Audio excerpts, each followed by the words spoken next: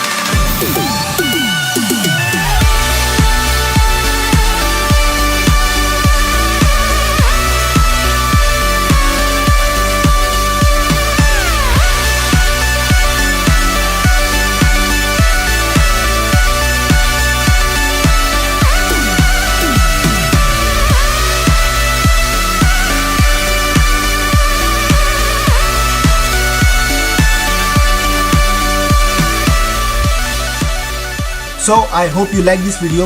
If you like this video and if you enjoy this video, don't forget to give this video a thumbs up. And guys, don't forget to subscribe to my channel and share कर सकते हो इस video को अपने दोस्तों के साथ. तो शेयर करना, और नई वीडियो जल्दी आने वाली है. Till then, stay tuned and peace out.